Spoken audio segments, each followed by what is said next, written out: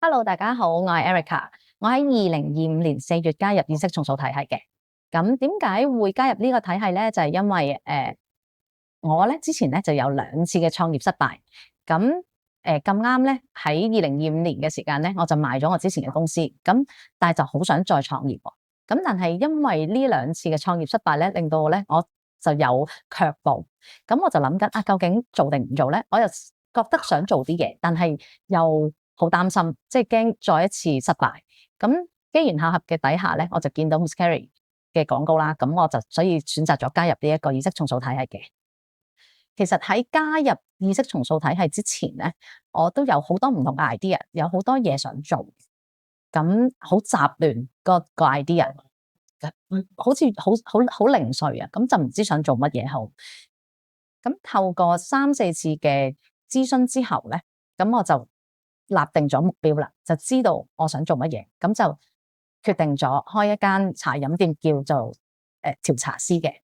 咁喺調茶師就喺8月份開張啦。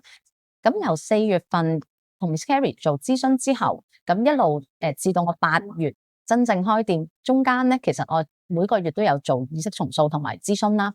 咁其實咧目標越嚟越清晰之餘咧，其實一路開鋪嘅事宜咧都好順利嘅。咁令我信心咧就好大增，同埋成件事就覺得好輕鬆，係冇乜煩惱咁樣嘅。咁頭先都講咗啦，我係4月份加入意識重塑體系啦。咁喺8月份嘅時間，我嘅鋪頭正式開張。咁喺中間嘅時間，同 Miss Carrie 做1對1嘅諮詢，同埋一啲嘅意識重塑啦。咁令到我目標更加清晰啦。同埋喺開鋪嘅過程裏面咧，包括好多濕碎啦嘅類似開銀行戶口啊、處理牌照啊、租務啊各樣嘢咧，我都覺得好順利。咁而且個心情好愉悅啊！咁我就覺得今次嘅開鋪同我以往去做開鋪嘅時間，由心理上啦，同埋成個過程上咧，我都覺得係輕鬆簡單咗好多嘅。咁而我同 Miss Carrie 嘅1對1諮詢裏面啦，嗰陣時我訂立咗2個目標啦。短期咁第一個梗係當然就想我打破我嗰個一直以嚟開鋪都唔賺錢，係都蝕錢嘅呢一個我叫宿命啦，係啦。咁第二就係好想喺2026年之前，即係12月底之前咧，都要開到2間鋪嘅。咁好快8月份開咗第一間自己鋪頭嘅時間，機緣巧合底下咧，喺舊年嘅12月咧，我就收多咗1間鋪頭。咁所以我已經達成咗我嘅第2個目標啦，已經。咁可以講翻，而家我就即係有2間鋪啦。咁可以講翻我一路開鋪嘅時間到而家4月啦。咁中間其實有好多，我相信好多同學，如果你哋都係老闆嘅話，都會有同一個心態，或者你哋做自僱嘅都有同一個心態嘅，就係生意額好唔穩定。因為當你開始一個新嘅生意啦，咁其實一定係會有上有落嘅時候嘅。咁當然，我喺8月份啱啱開張嘅時間好興奮啦！啊，好似終於做到一個我自己想開嘅目標啦，開到我自己嘅鋪頭，好開心咁，好興奮，鴻圖壯志嘅。咁但係可能喺頭1-2個月，尤其是新嘅鋪頭裏面，咁佢梗係未必係我哋預期咁理想啦個生意額。咁我就會開始有焦慮。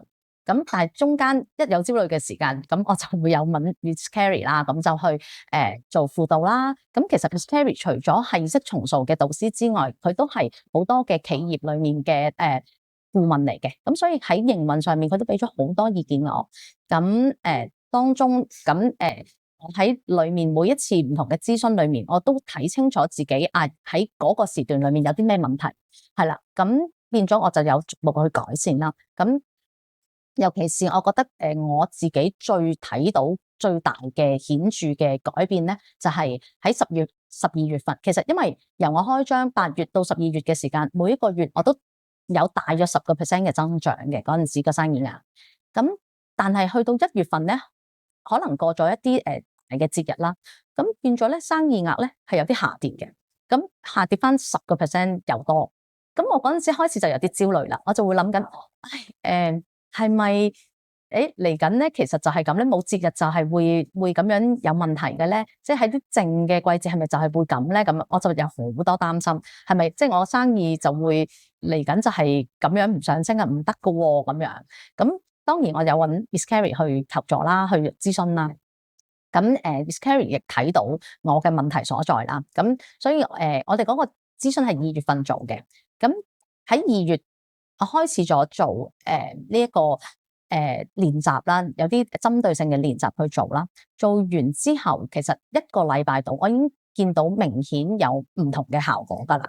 咁跟住持續咁樣做落去嘅時間咧，喺3月嘅見面會，喺線下見面會同各位同學見面嘅時間咧，我都好驕傲地同大家講咧，我2間鋪頭嘅生意額都各上升咗50% 嘅，係啦。咁呢個都令我自己好開心，同埋好有信心繼續做落去啦。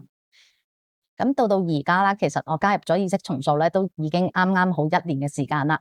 咁我都想同大家分享翻我自己覺得嘅得着啦。咁我喺呢1年裏面，我覺得我嘅目標清晰咗，同埋我對金錢嘅處理咧係有好大嘅分別嘅，尤其是咧最大嘅唔同，我覺得咧我嗰個漏財嘅問題咧係有明顯嘅改善嘅，係咁同埋處理金錢嗰個心態上咧都好有好大嘅唔同咯，同埋因為我目標明確咗，同埋其實做咗一啲練習啦，我覺得我嘅領導能力都高咗嘅，因為我以前不嬲都係比較 easy going 嘅人嚟嘅，我對尤其是對同事嘅邊界感啦，或者加埋金錢嘅邊界感啦，我都係比較模糊嘅。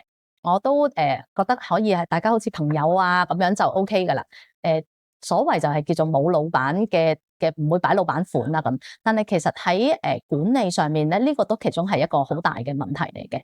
咁經過咁多次嘅諮詢喺呢1年裏面，咁我覺得我而家其實對於嗰個邊界感係有唔同嘅認知，雖然我都唔係一個敦喜款嘅老闆而家，但係相對而家喺管起我嘅同事裏面咧，佢哋依然係同我好 friend，但係佢哋對我嘅尊敬咧係更加多咗，係喺我領導上面咧，我覺得係輕鬆咗好多。咁我建議如果你係有金錢嘅問題啦、理財嘅問題啦，同埋可能喺職業上，即係喺就職裏面嘅目標唔係好清晰，或者喺金錢方面啊，你想達到咩效果唔係咁清晰嘅人咧，都好適合去上我哋呢個意識重塑嘅堂嘅。